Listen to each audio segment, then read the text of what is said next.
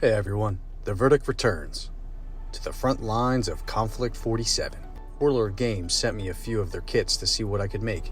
They asked me to make some Volksgrenadiers. Technically, I did build Grenadiers. I might have turned them into the experimental shock troopers from the original Konflikt '47 designs, which fall under the Volksgrenadier. I also made some Falcon Jägers infantry from the same lineup. And I just want to say again, I'm really appreciative of Warlord Games for this opportunity. Thank you. So my mission from Warlord Games was to make Volksgrenadiers from the kits they provided. Being a 40k kitbasher, that's usually easy for me, but I don't have many spare bolt action bits. This was a real challenge. I had the German Jägers winter set they provided, the Vogelspinne Walker kit, a few new helmets that are metal heads, I should say. And then everything else comes from my hobby drawer, some plastic rods, straw tubing, and yes, green stuff. Now, while waiting for the main package, I did grab some German veteran kits too, which are all Warlord parts. And I wanted to test some ideas and proportions of a few bits. So far through the whole thing, everything stayed inside the Warlord ecosystem. No 40k or any additional other company bits allowed. For the Falcon Infantry, my concept was to be their elite jump troopers, kind of like the Fireflies, who was just released for the American side. I wanted to try to match the vibe of the old school photos, which there was only about 2 to go off of, and I wanted to match the weapons that they were using. Now, it says that they use assault rifles, but specifically from the old models and going from actual history, the Jägers used the FG-42 assault rifle. So, I did my best attempt to give every soldier a FG-42. Now, there was only a couple in the box, so I did some cutting and kit bashing to make each soldier have a different pose as well. And for the NCO, I used a head from the Vogelspinne kit as the NCO's head. I then took green stuff and tried making a little bit of, I guess you would say, body armor for the front, giving them knee pads, giving them shoulder pads, and giving a little back green stuff for the thrusters that I was going to add next. And speaking about the thrusters, I didn't have that much plastic rod, so I actually used a straw from my kitchen. I cut the straws on, I guess a 45-degree angle where they would line up good with the miniature's back. I then had an empty 22 caliber pistol casing. I found that to be a good diameter for the inside of the straw, and once that dried, I cut the little indentation that went inside the casing to slide that through the straw to the outside to make it look like the green thruster from the picture. I also had some other stuff laying around in my junk drawer.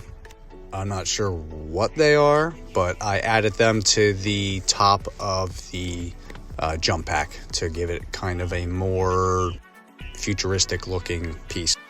And for the heads, I found any of them with helmets or goggles and applied a small layer of green stuff and worked it around the bottom as a face mask would be.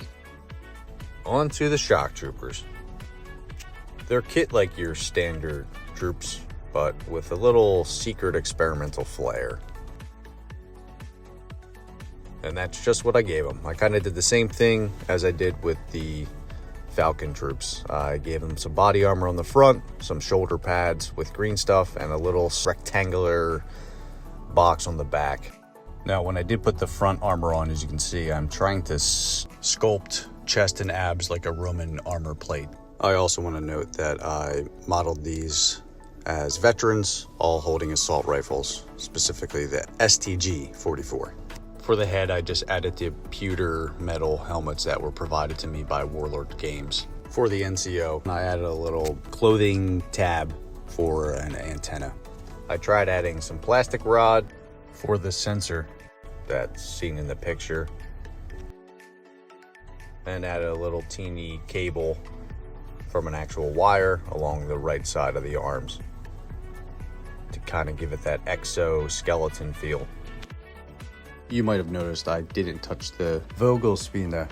yet, but don't worry, that's on purpose. I'm saving it for its own Kitbash video because that thing deserves its own proper verdict.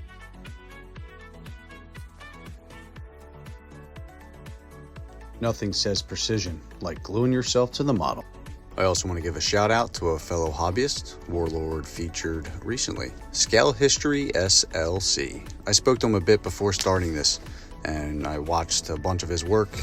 He definitely inspired parts of this build, so thank you. For the shock troopers, I kept the bases simple, plain for now, but I'll add some plant life after painted. I wanted them grounded clean and ready for the field. For the Falcon unit, they got something more special. I used terrain pieces from the Konflikt '47 kit. It gave this perfect sense of movement, like swooping through a shattered city. Honestly, I think I did them justice. Now I primed all the models in gray primer, and I was going to have a set video showing what I did for each model with paint, but I'll just list that in the description. The video turned out to be too long. Overall, this project pushed me in a good way. I had to work within limits with not using 40k bits or any extras, just Warlord kits and whatever I could sculpt or shape myself. It reminded me of why I love kitbashing in the first place. And now I definitely think I could make them closer to the original ones if I could use outside bits, but making something from scratch is absolutely a harder challenge. The shock troopers came together better than I expected, and the Falcon unit, honestly, I think I did them justice. There were a few challenges for sure, but that was half the fun.